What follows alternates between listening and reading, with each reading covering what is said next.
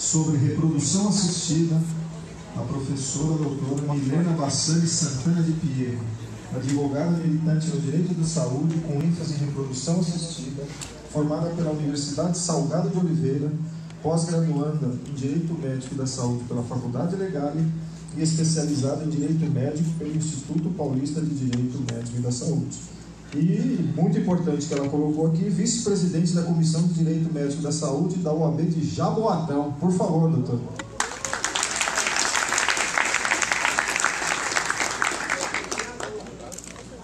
Sou aluna, os dois aqui. Que responsabilidade, né? Bom dia, gente. Tudo bom? O sotaque não nega que eu sou do Nordeste, né? Apesar da minha primeira casa ser aqui a OAB de São Paulo, ser escrita aqui de forma definitiva e suplementar lá. E aí, falar um pouquinho sobre reprodução assistida, que é um tema que tem tomado uma repercussão relativamente grande diante das decisões do STJ, que a gente vai falar lá na frente. Mas para a gente poder entender um pouquinho do que é a reprodução assistida, a gente tem que entender a medicina e o porquê da necessidade de existir esse procedimento. A reprodução assistida ela tem algumas funções. Ela tem a infertilidade biológica, que a gente vai falar feminina e masculina, na frente. A infertilidade social, que são os casos dos casais homossexuais. A seleção e exclusão de embrião doente, que é permitido, desde que seja uma doença genética de algum filho, para que o outro não nasça, tem que ser grave. E é o irmão salvador, que ainda existe uma polêmica muito grande dentro da bioética. Seria legal o irmão salvador vir a ser o doador oficial para algumas doenças, né? Então, é permitido, mas existe uma discussão muito grande dentro da bioética sobre o irmão salvador. E aí, quando a gente fala de infertilidade, a gente pensa sempre primeiro na mulher, que a mulher está com algum problema. Não é incomum a investigação sobre infertilidade se dar somente na mulher. E aí eu trouxe as principais causas da infertilidade feminina, que seria a endometriose, que está aí 50% das mulheres que possuem infertilidade tem endometriose, seja ela assintomática ou não. A adenomiose, que não deixa de ser uma endometriose dentro da camada do útero. Para quem não sabe, a endometriose é um tecido muito parecido com o tecido do endométrio, que é para estar revestindo a camada interna do útero. E ele aparece fora do útero, em outros órgãos. Existem casos até no dedo, enfim, no pulmão, cérebro. E no ciclo menstrual da mulher, existe aquela inflamação, só que não tem o scalping da menstruação. Então, aí acaba causando aderências pélvicas, que é o que está logo ali embaixo, e causa muita dor, enfim, inclusive a infertilidade. A hidrossalpinge, que são as águas que ficam na trompa, que pode dificultar muito a gestação, pode ou o óvulo não chegar até a cavidade uterina, ou então dificultar o líquido que cai sobre a cavidade uterina, impedir a colocação, o óvulo fica lá. A fixação, exatamente. Tem um nomezinho técnico agora que eu não falei o nome. Anidação, perfeito. Obrigada. A SOP, síndrome do ovário policístico. A trombofilia, que é causa muito grande de abortos recorrentes. E o fator idade, como o Dr. José Val falou aqui mais cedo, que a bendita fila, que a gente não sabe a fila, né? O fator idade é preponderante para a mulher. A partir dos 30 anos de idade, a nossa reserva ovariana vai diminuindo consideravelmente. A mulher ela já nasce com a quantidade de óvulos certas para o resto da vida, diferentemente do homem, que é a produção. Então, quando a gente chega a partir dos 30 anos de idade, a qualidade do óvulo diminui. E a partir dos 35, você já começa a fazer exames, porque é seu antimuleriano, que é o exame que detecta a reserva ovariana, você vai ver que vai ter uma redução considerável. Você vai ter só 2 óvulos por mês, 3, então assim, quando normalmente teriam 12. E aí o fator idade é muito importante ser observado na hora da tentativa de gestar. E aí os homens nunca querem fazer, né? Porque eu digo que existe um pouco de machismo nisso, porque é muito difícil. Investigam a mulher, fazem exames de alta complexidade na mulher e o homem não vai lá fazer um simples espermograma. porque todos esses problemas podem ser identificados com um simples espermograma. E identificar, diagnosticar a infertilidade, ela tem que ser em conjunto. Então, o homem pode ter que isso é muito comum, não é incomum, a azospermia, que é a ausência total de espermatozoides, a varicocele, que é uma obstrução no canal, a oligospermia, que é uma redução da quantidade de espermatozoides, a cachumba, o homem que teve cachumba mais novo e que teve acometimento testicular pode sim ter algum problema de fertilidade. E aí esse último, que eu acho que é o mais importante para os homens ainda então, o uso de anabolizantes. Muita gente acha que na adolescência, vou tomar aqui para ficar um pouquinho mais forte, mas quando vai tentar ser pai, o problema está aí. Então é muito importante que vocês saibam disso. Eu estou falando um pouquinho de medicina, não sou médica, mas é importante para compreender que aí vai entrar a palestra justamente de Oswaldo, a relação da medicina com o direito, porque para você fazer um trabalho bem feito, eu acho que a maioria aqui é advogado, estudante, você tem que entender do que você está falando. E aí a gente já entra na resolução. A gente não tem aqui no Brasil uma lei que fale sobre a reprodução assistida. A gente tem a lei do planejamento familiar, que a gente vai falar mais na frente, mas a gente não tem uma legislação sobre isso. Então a gente tem uma resolução do Conselho Federal de Medicina, 2168 de 2017, ela é atualizada, acho que em média de 2 em 2 anos, já deve estar para sair outra em breve. E aí eu tive o prazer e a honra de enviar a sugestão junto com o professor Oswaldo para o Conselho Federal de Medicina sobre alguns pontos que a gente entendeu que deveriam ser mudados na resolução. Se eu lembrasse de cabeça todos, eu vou falando aqui, que a gente entende ser um pouquinho diferente. E aí ela começa com os princípios. Quem nunca leu uma resolução do Conselho, ela sempre começa com aqueles considerandos, que são os princípios norteadores daquela resolução. E aí, a reprodução assistida, ela vem com o papel principal de auxiliar na solução dos problemas de reprodução, facilitar a procriação, seja ela heteróloga ou homóloga, vai ser no caso, vai ter ou não o uso de material genético de terceiros nessa gestação, nos casos dos homossexuais também. A preservação de gametas, que é importante, quando a mulher ela toma uma decisão, o casal em si, toma uma decisão de postergar a gestação, é importante que ela pense na preservação dos seus embriões, do seu gameta, do seu óvulo, porque a qualidade se perde. Então a mulher pode, hoje, vamos supor, eu tenho 30 anos, não tenho, mas eu não vou dizer a idade, mas se eu tivesse 30 anos e não quisesse ter filho agora, vou congelar, vou fazer a criopreservação, para que posteriormente eu possa ter lá o meu filho sem maiores problemas. Então, essa questão da idade, a resolução coloca que a idade máxima para que se faça a reprodução assistida na mulher seja de 50 anos.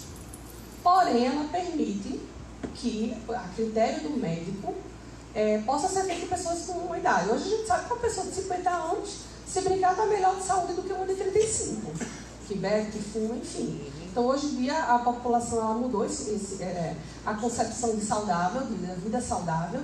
E meu pai tem quase 70 anos e joga futebol como ninguém. Então, assim, essa é a idade máxima está na resolução, mas o médico, a critério do paciente, de não existir riscos, ele pode sim fazer a reprodução e não precisa da autorização do conselho nesse caso. E o principal, que falamos em todos os painéis até agora, do termo de consentimento livre esclarecido. Na fertilização, na reprodução assistida, o termo de consentimento ele tem uma importância quase que um contrato, porque todos os riscos têm que estar lá expostos. O médico que faz a reprodução assistida, ele tem que esclarecer, principalmente que não é uma obrigação de resultado, não se garante que vai haver a anidação perfeita, que vai ter a gestação vai ser um sucesso, de que não pode vir a perder. Acontece muito, muito mesmo da primeira tentativa não ter sucesso, infelizmente, mas tem que estar tudo muito bem esclarecido. E aí a gente vem para as vedações, que eu acho que nesse ponto a gente abordou na sugestão que foi enviada para o Conselho algumas alterações. É proibido a seleção de sexo, para a gente não criar uma população que possa, aqui eu tenho mais homem, mais mulher, então essa seleção não é permitida, apesar de que eu acho que, no fundo, como o médico sabe, não estou dizendo todos, eu acho que, enfim, deixa eu me abster do meu comentário, né? Mas, enfim, vocês entenderam. As características biológicas é importante essa vedação, para a gente não ter nenhum tipo de eugenia, de criar super pessoas com, eu quero louro dos olhos azuis, eu quero um japonês, então isso é completamente proibido, e eu concordo plenamente com isso. E aí a gente tem a possibilidade da transferência de embriões. O que o médico, não é porque aqui a gente tem até 35 anos 2 embriões, de 36 a 39 anos a gente tem até 3 embriões, e acima de 40 até 4 embriões. Mas o médico não é porque está até 4 embriões, até 3 embriões, ele tem que colocar necessariamente essa quantidade. O médico tem uma responsabilidade muito grande, porque aqueles 2 embriões ali, eles podem se multiplicar. Estudando genética, você vai saber que ele pode se multiplicar. Então, eu acho que a gente colocaria os 4 embriões até 40 anos se o histórico da mulher não favorecer a gestação. Se ela já tiver um histórico de aborto muito grande, enfim, então aí seria viável. Mas o médico tem a obrigação de fazer uma avaliação criteriosa da quantidade de embriões e discutir isso com o paciente. A relação médico-paciente é de extrema importância. Porque o paciente ele tem que estar ciente de que aqueles 2 embriões eles podem se multiplicar. E aí vai a escolha do paciente. A redução embrionária, ela é completamente proibida, que seria o caso, coloca os 4 embriões aí, porque se um pegar, tá bom, de repente pega os 4. Doutor, eu não quero não. Eu não quero os 4 não, eu quero só 2. Desculpe, sinto muito, você agora vai ter que ficar com os 4. Nesse ponto, eu particularmente defendo a redução embrionária se a gestação múltipla estiver colocando em risco a vida da mulher. Aí eu entendo que deveria, foi uma das sugestões que a gente fez para que pudesse haver essa modificação, porque hoje em dia seria proibido. A reprodução medicamente assistida em casais homossexuais, existe uma discussão acerca de religiosidade, dos próprios médicos, da questão da objeção de consciências, mas ela é plenamente possível, é um direito de todos, afinal a gente está falando de saúde, de reprodução, da paternidade responsável, então é um direito, todo mundo está na Constituição, então ela é permitida, mas o médico que não se sinta confortável, ele pode plenamente alegar a objeção de consciência, ele não vai sofrer nenhum tipo de ação com relação a isso, nenhuma representação junto ao conselho. É permitida também a gestação compartilhada feminina, nos casos de casais homossexuais. Como é que funciona? A gestação compartilhada é o seguinte: eu, Milena, tenho a minha companheira e a gente quer que eu gere o filho, mas o óvulo seja dela. Então é possível que seja colhido o óvulo, vai haver a estimulação dos óvulos, o óvulo da minha companheira vai ser implantado, vai ser fecundado e o embrião vai ser implantado em mim.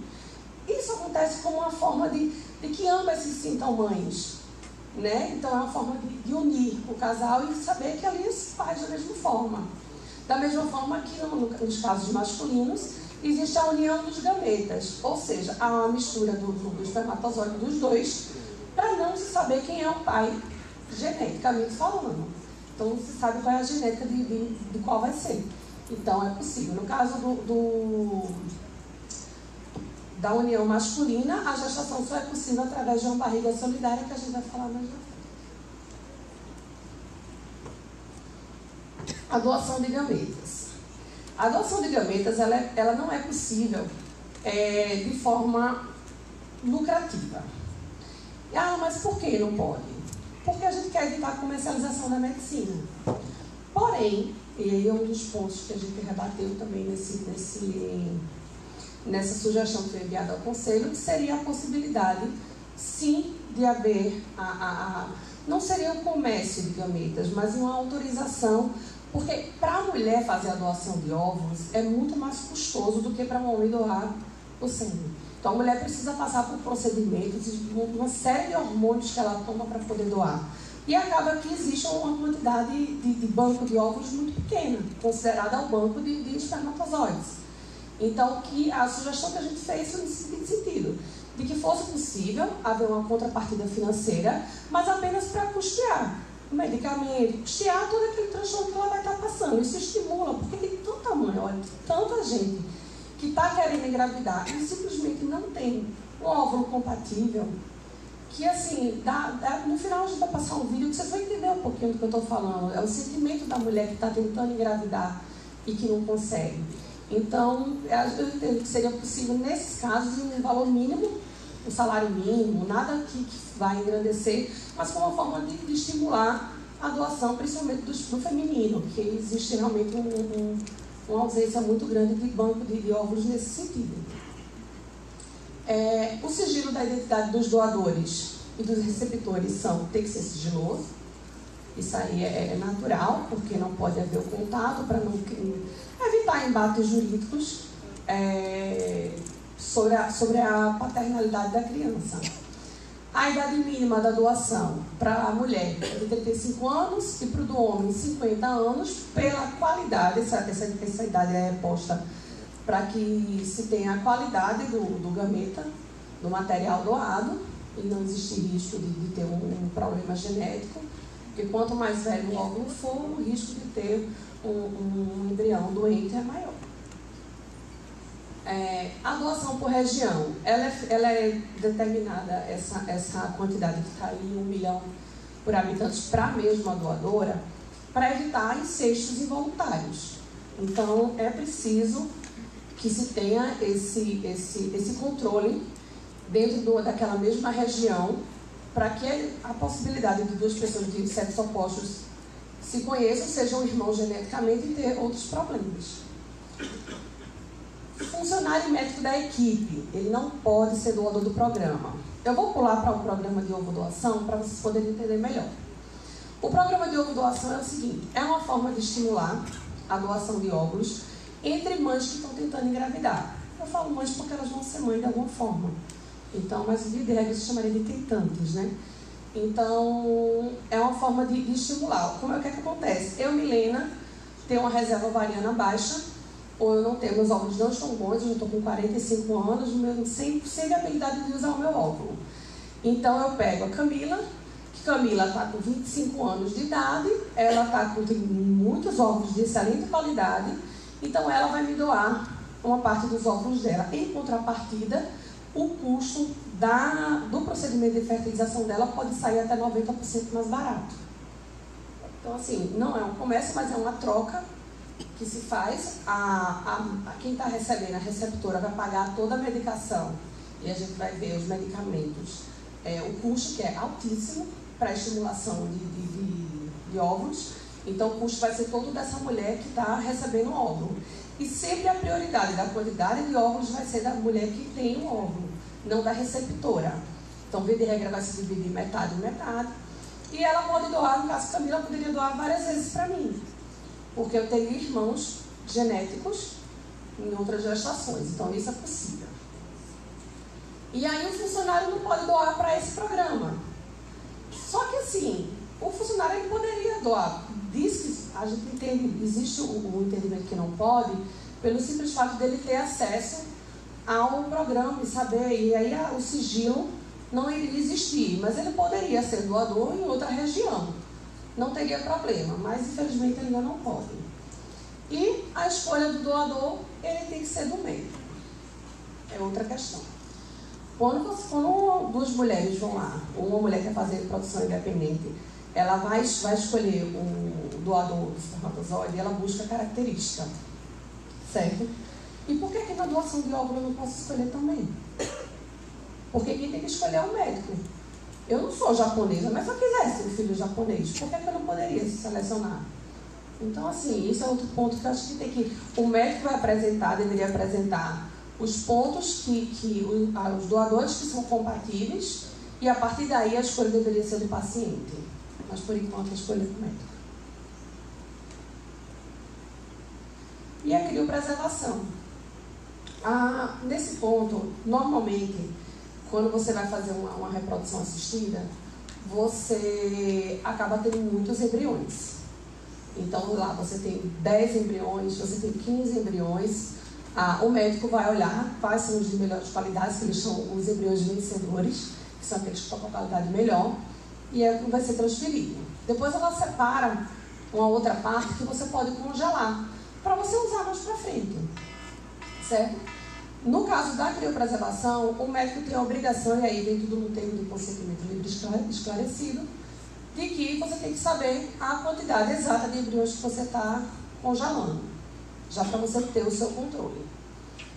A manifestação de vontade, de divórcio, se houver um divórcio, uma morte, uma doença grave, é importante. A gente teve um caso que saiu na mídia, eu acho que tem uns, acho que tem uns 3 meses, de uma mulher que o seu marido veio a falecer, eles tinham embriões congelados, só que a clínica simplesmente não fez esse termo. Então não existia essa declaração do que seria feito caso um dos dois viessem a falecer. E é um erro da clínica, ela tem a obrigação de fazer. E aí ela buscava indenização, estava tentando na justiça, mas até agora eu não sei se hoje em dia já tem alguma solução.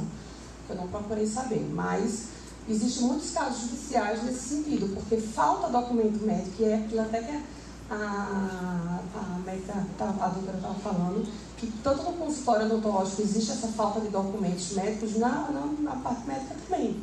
Então, isso aqui é uma falha gravíssima na clínica, que não pode acontecer. Então, deve existir, é obrigatório existir essa manifestação, e se não fizer, pode haver uma responsabilidade sim na clínica, inclusive para a doação.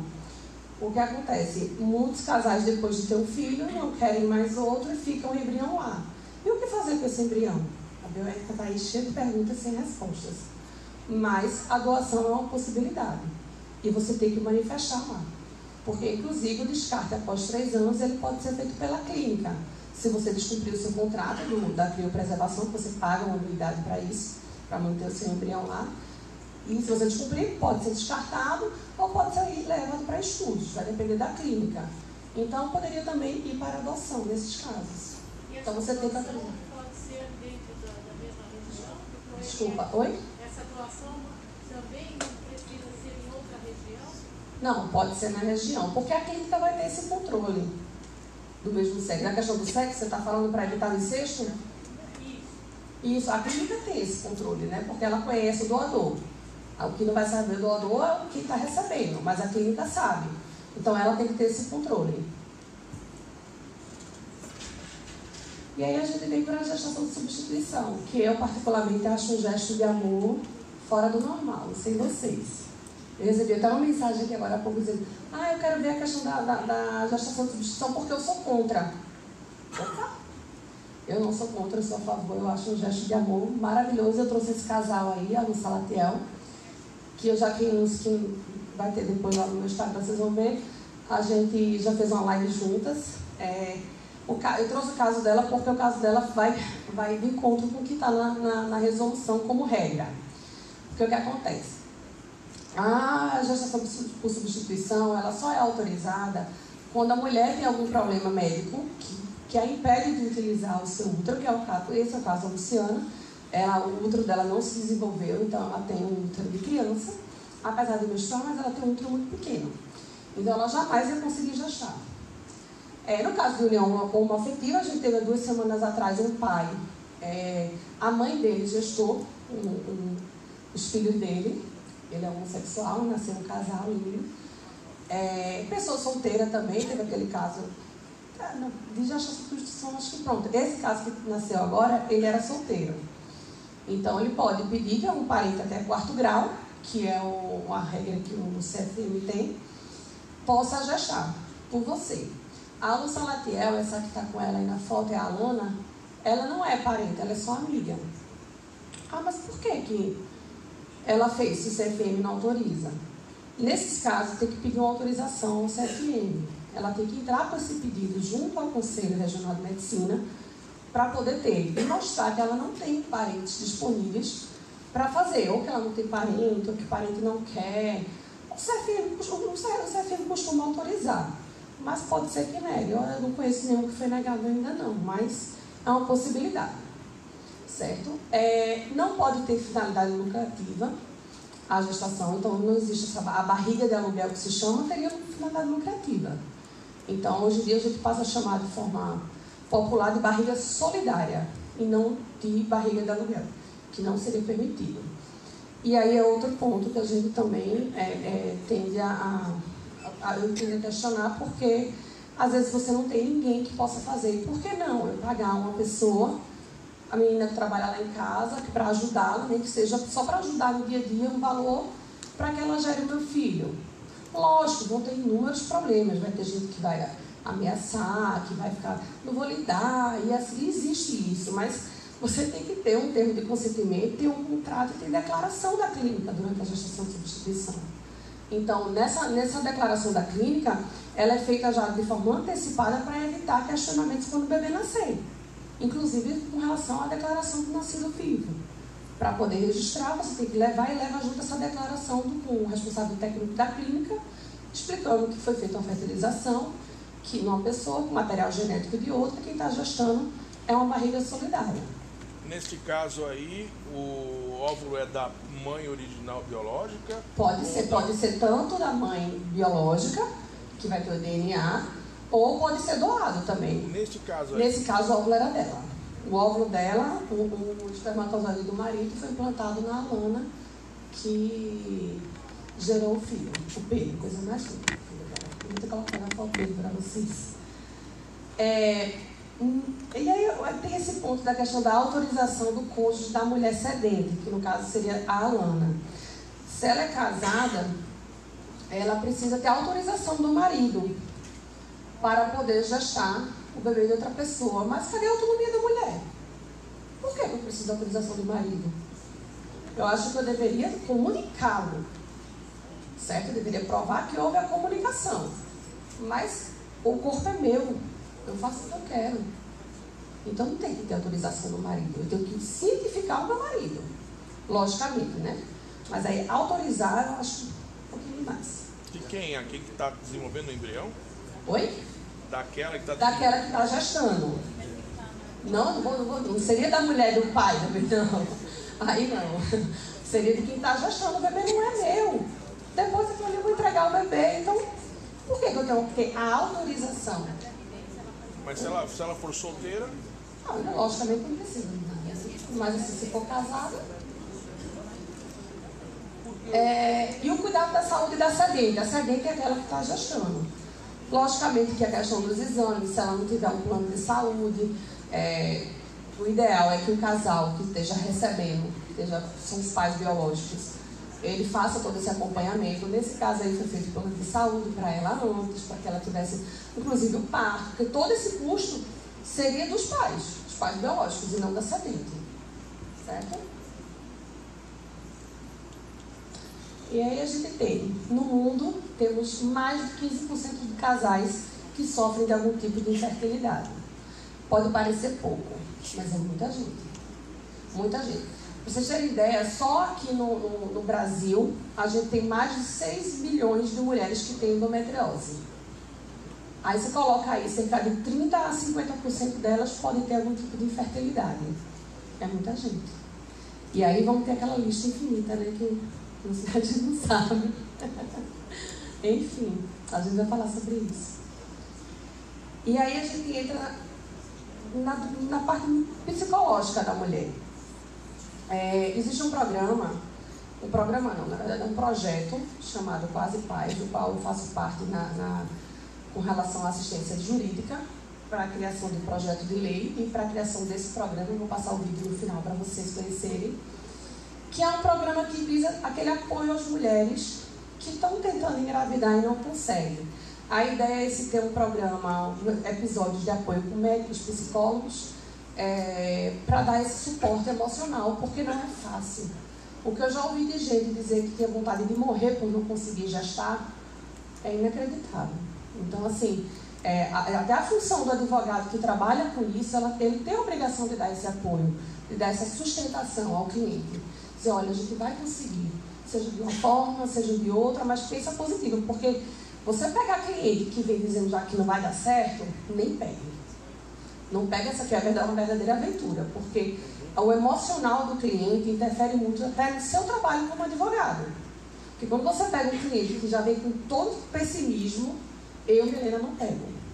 Eu falo, olha, não vou, porque eu gosto de ter meus clientes que pensam, que acreditam que vai conseguir. Não é conseguir uma liminar na justiça, não, para fazer a fertilização pelo plano, pelo SUS, não. É conseguir engravidar.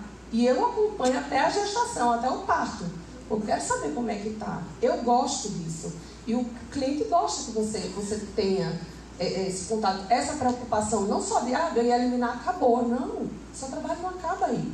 Eu criei verdadeiros amigos, né, trabalhando nessa área. E aí a infertilidade associada, a sociedade cobra muito da mulher, né? Quem tem mulher que casou, quando é que vai ter o filho? Quando eu casei, no dia seguinte, quando é que vem o bebê? O filho não vem agora, não. Vai esperar um bocado, eu morei 5 anos. E a cobrança existe, porque a cobrança existe da sociedade. E quando vem o primeiro, quando é que é o segundo? Parece que não tem fim, né? Mas e isso para quem não está conseguindo engravidar e que não quer expor que tem um problema, porque acontece muito.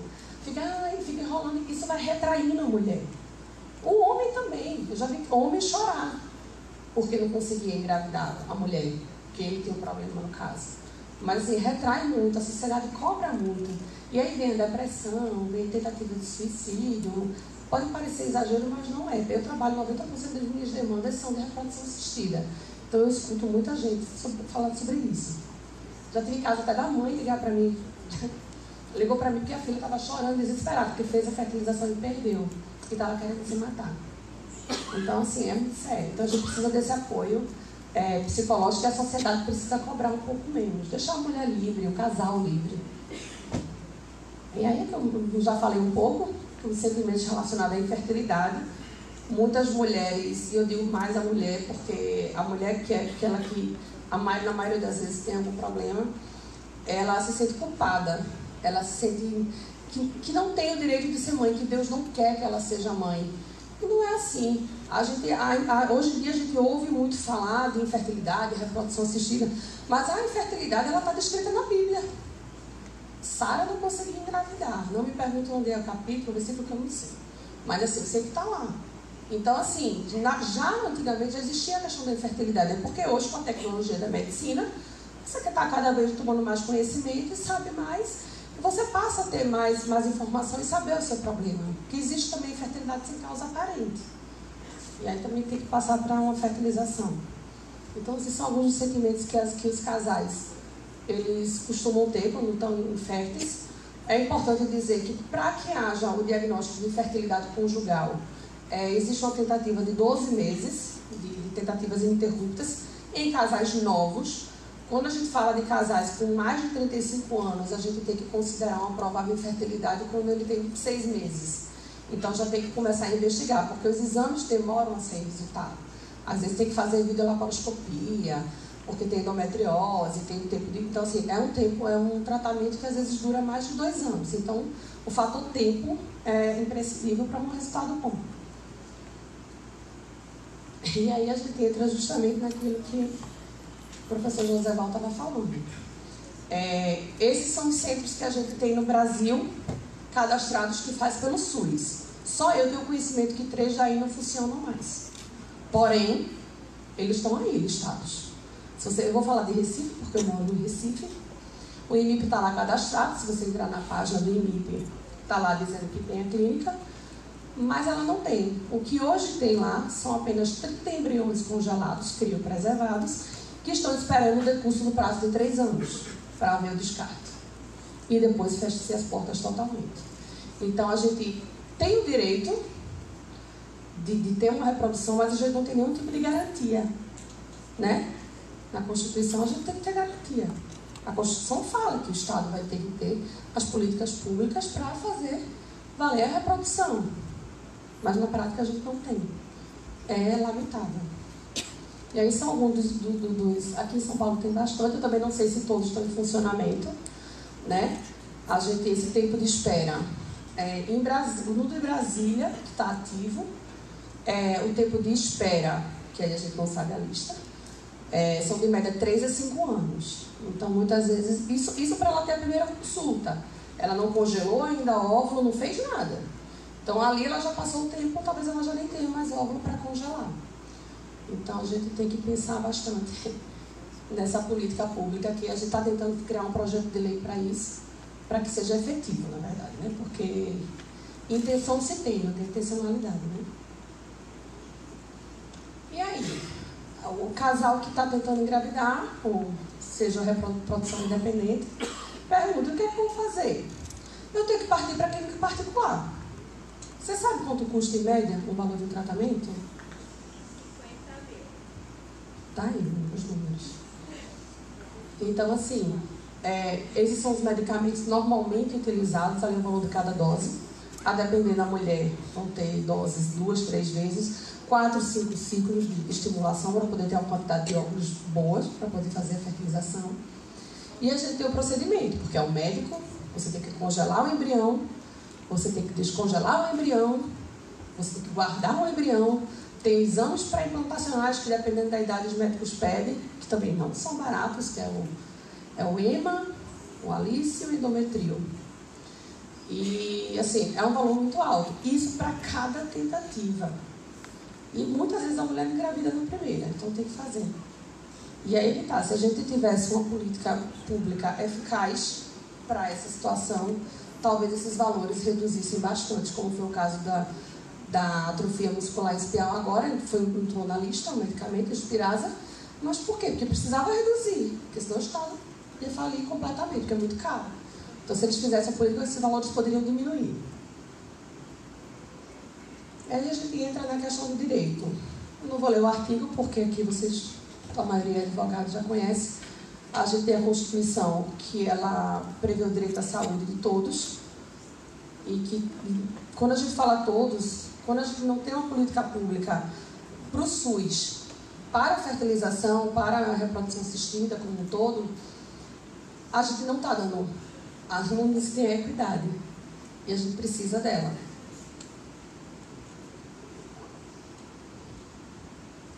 A própria Constituição também prevê o planejamento familiar.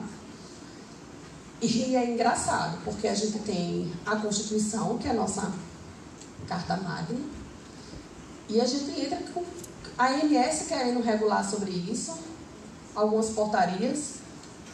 O próprio CNJ, quando está na jornada de direito à saúde, que eu quase infartei esse ano quando saiu a jornada, eu vou mostrar para vocês enunciados sobre esse assunto. Então, é o Conselho Nacional de Justiça e a ANS querendo passar por cima da própria Constituição. E até onde a gente vai? Vamos rasgar a Constituição, então? Porque estamos indo por esse caminho. Então, a Constituição, ela garante o planejamento familiar, seja ele feito pelas políticas públicas ou privadas. Ou seja, plano de saúde. Quando a gente fala de privado, a gente está falando de plano de saúde. A gente tem outra lei federal, que é a Lei do Planejamento Familiar, que dispõe, explica o que é o planejamento familiar, que é o conjunto de ação de regulação para fecundar, seja para aumento ou limitação, ou simplesmente eu não quero. Agora eu pergunto para vocês, por que a cirurgia, a esterectomia, a vasectomia ela é coberta pelo plano? E por que a fertilização não é?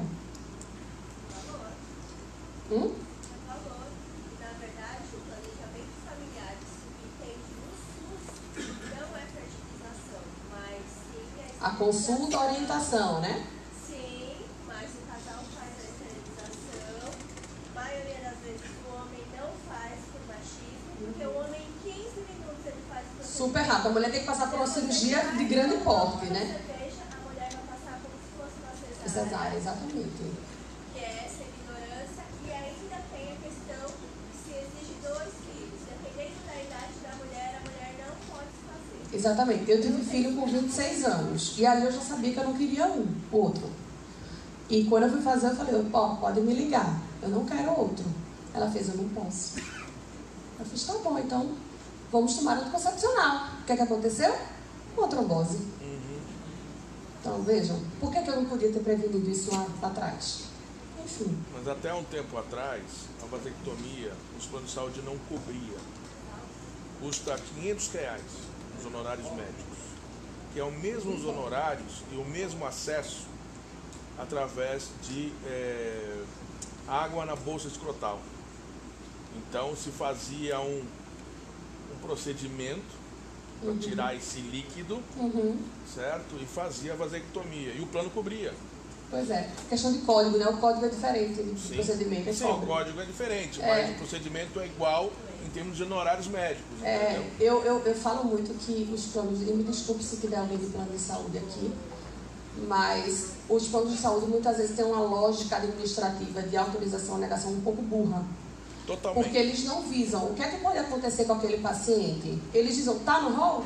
Não tá, então não aprova. Ele não analisa. Quantas vídeos de laparoscopia uma mulher faz tentando engravidar de forma natural, porque a vídeo ela é autorizada, ela é coberta pelo plano. Tá no rol. Tá no rol.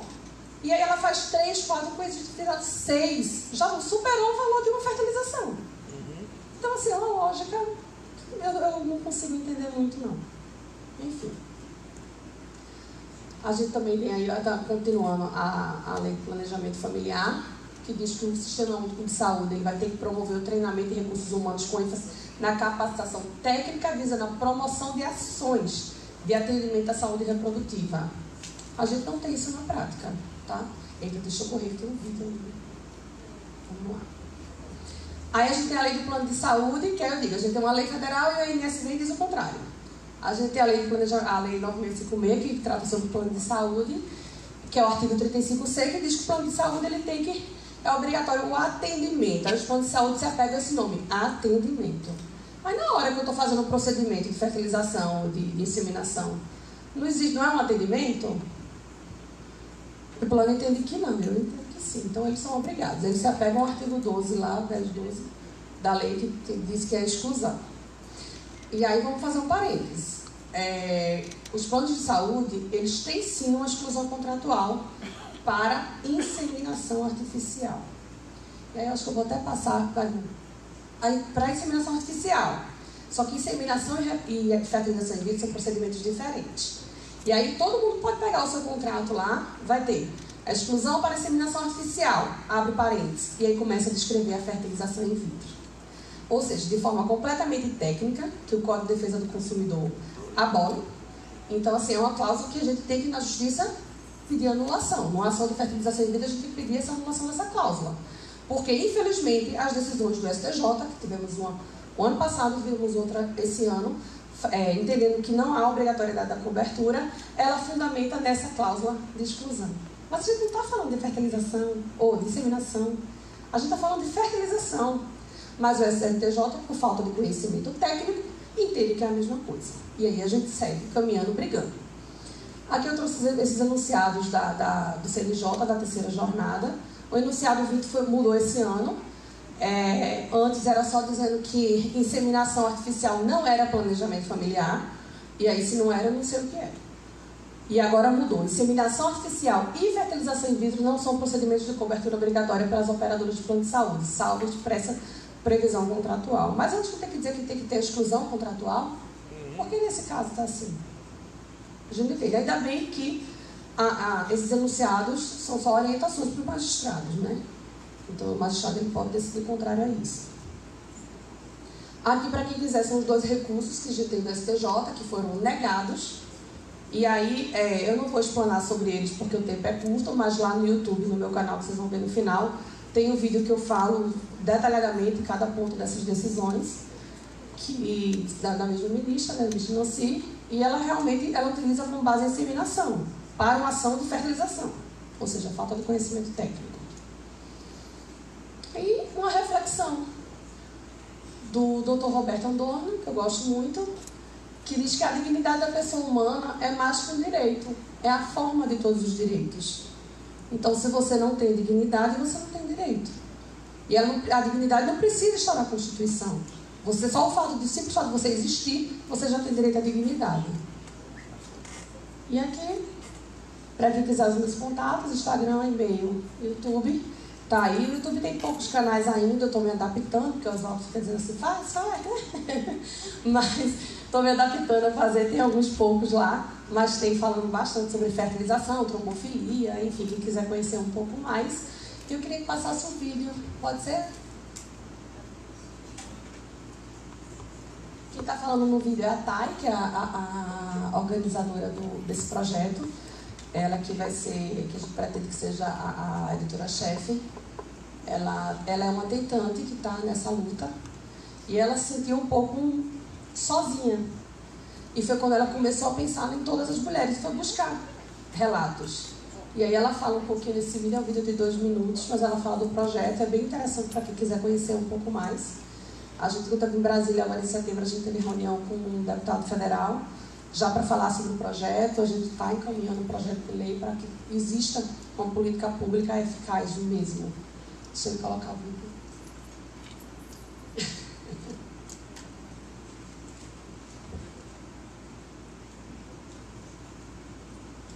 Enquanto isso, vão me seguir aí nas redes sociais, é bom, né?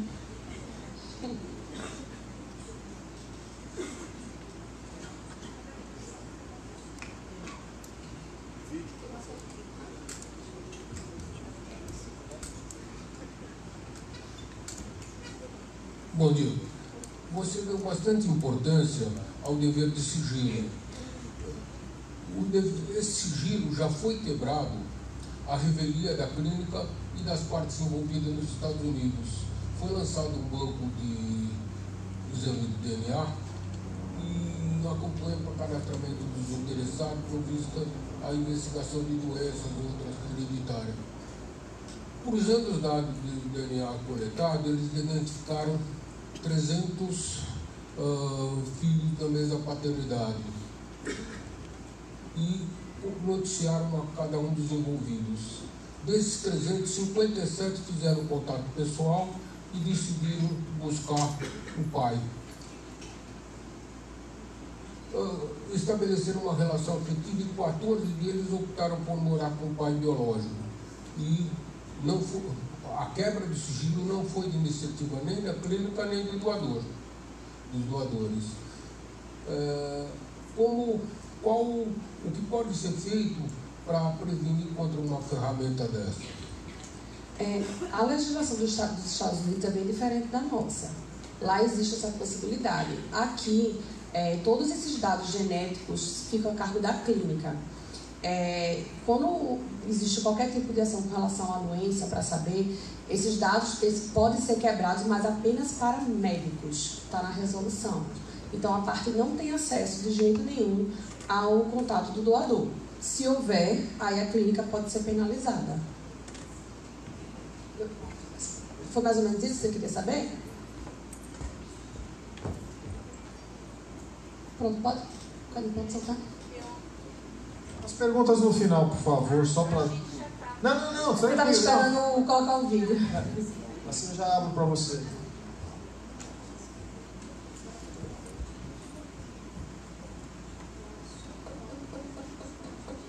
Apaga a luz.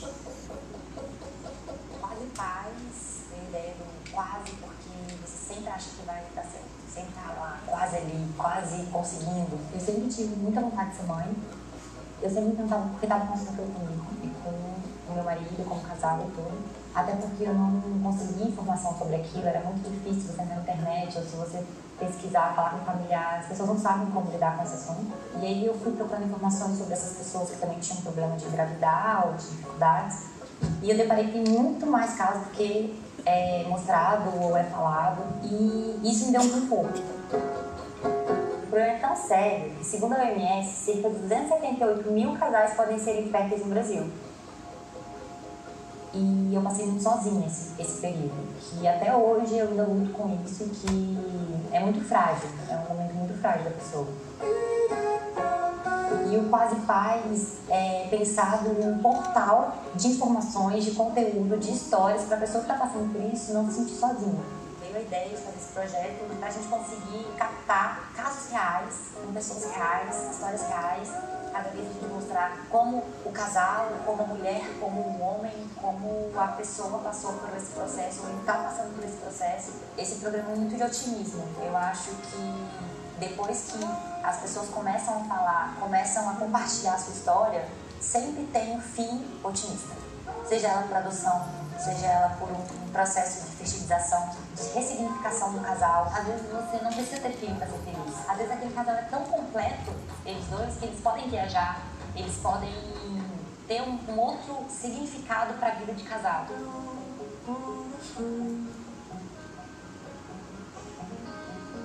Um programa documentário de 26 minutos e que cada episódio tivesse uns 3 casais contando suas histórias que se entrelaçassem para ajudar as pessoas, inspirar as pessoas, fazer com que elas passem por esse processo mais leves, mais acolhidas e que elas vejam que tem outras pessoas passando por isso e que elas não estão sozinhas.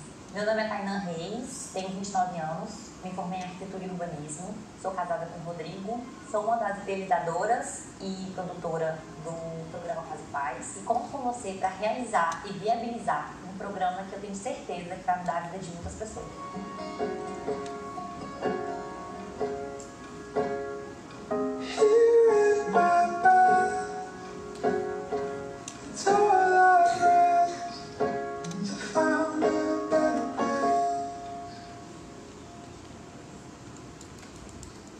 É isso, gente. Eu queria convidar todos a conhecer o projeto, tem o Instagram Quase Pais, e parar um pouquinho para pensar. Até quando a gente faz aquela pergunta, nossa, quando é que você vai ter filho?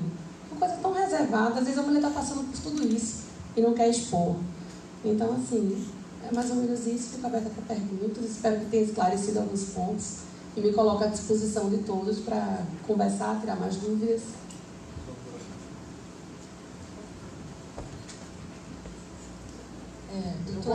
Só um segundinho, eu vou abrir mais a pergunta dela, que ela já tinha falado, aí mais uma no máximo aí, porque o nosso tempo está um pouquinho restrito e fica de novo pela internet, as redes sociais, ela responderia, né, doutora? Obrigado, pessoal.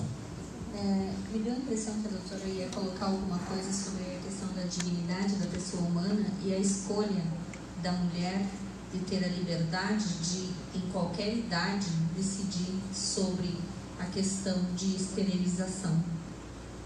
Teria algo mais para acrescentar com relação a isso, a seu ponto de vista?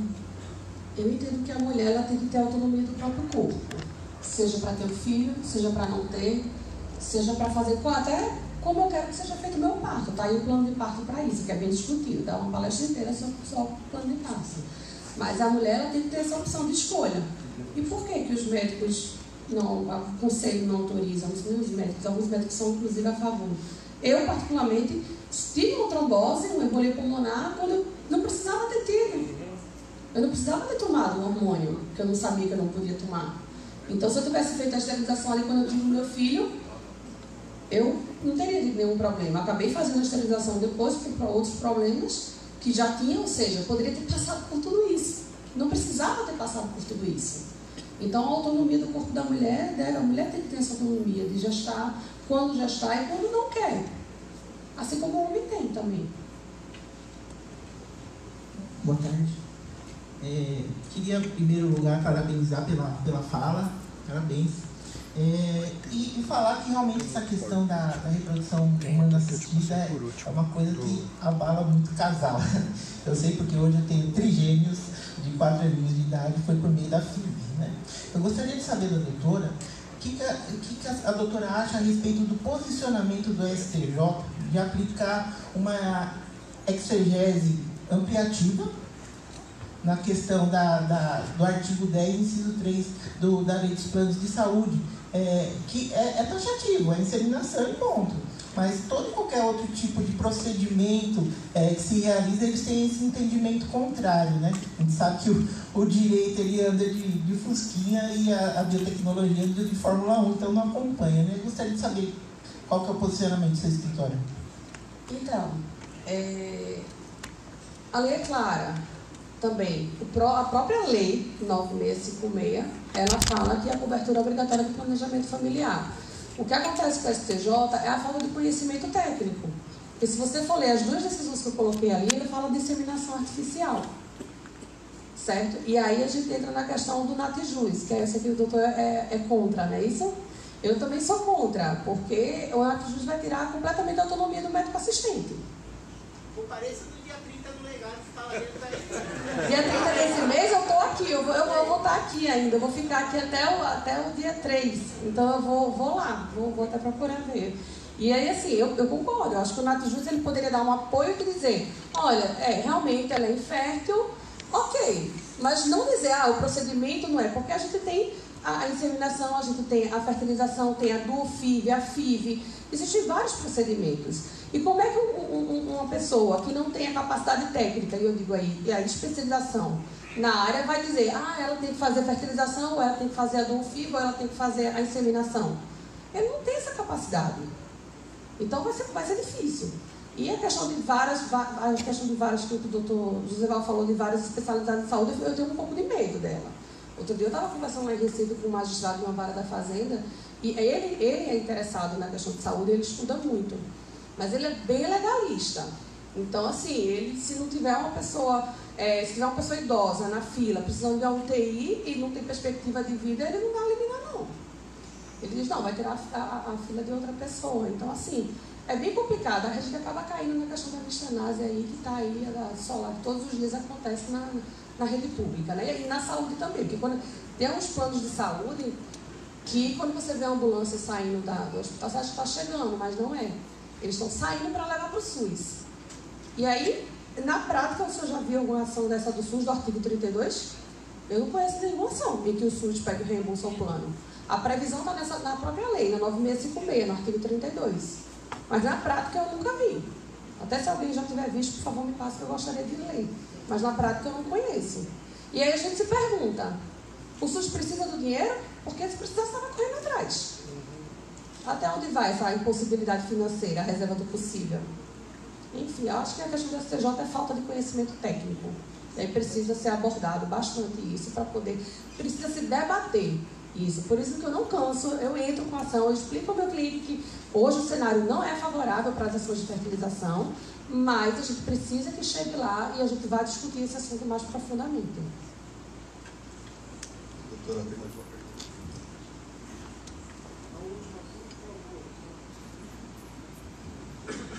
Bom dia, eu vou te dar uns esclarecimentos. Eu sou da área de saúde, sou servidora pública, então vamos lá. Do SUS, o que acontece? Quando um paciente sai do hospital particular, a família não consegue arcar. Então, consequentemente, quando se consegue uma vaga, que não é tão simples, porém se entra em juiz, toda essa parte de conhecimento de vocês, consegue a vaga, o paciente vai. Pronto. Tem retorno financeiro? Não tem. Muitas vezes a família nem paga o convênio. Quem tem que arcar com o convênio é o governo. Eles entram com liminares, entram com leis sobre isso. Então a gente fica no 0 a 0. Por isso o SUS é tão ruim. Porém, porta aberta. Eu trabalho num hospital da região que hoje é o único que está de porta aberta. Se recebe gente de Guarulhos, Santo André, SAMU, GAT, tudo leva o paciente para lá. Então tem essa questão. Se falou de uma questão da esterilização, que você estava falando. Por que se não faz? Porque eles acreditam que dependendo do fator idade, a mulher pode se separar, ter uma nova união, e aí ela aumenta o desejo de ser mãe, e aí ela não ia poder fazer. Tem toda essa legalidade médica que é contraditório. Se você tivesse feito a sua, você já aproveitava, que provavelmente você fez uma cesárea, já aproveitava. Essa é a ignorância. Quando uma mulher vai fazer uma esteré, muitas vezes ela faz um procedimento, ela tira um quadrante, o médico leva o material, estuda, fala, não, é risco de câncer, ela vai de novo para a mesa para tirar tudo. Pois é bem difícil essa situação. Eu não acho que o SUS seja tão ruim. Eu não acho. A legislação que a gente tem, a 8080, é uma das melhores. O que falta um pouco é a aplicabilidade dela. Mas se ela fizesse, se fosse feito um estudo, não sei como. A semana passada eu estava no outro congresso, a gente estava falando sobre garantias individuais. A gente precisa só que seja aplicado da forma correta. Como vai ser? Não sei. Mas, gostaria, mas o SUS não é tão ruim. O pessoal fala muito que o SUS é ruim, mas não é. Mas às vezes é muito o repasse, a gestão de alguns hospitais. Então, é a má gestão. Aí tem que incentivar e investir na questão de gestão. Não é isso? É isso. Obrigada. Acho que aumentem as palmas, porque a palestra chegou ao fim. A gente agradece. Doutor Arthur, por favor, vai entregar para você. Doutora Mariana vai tirar as fotos.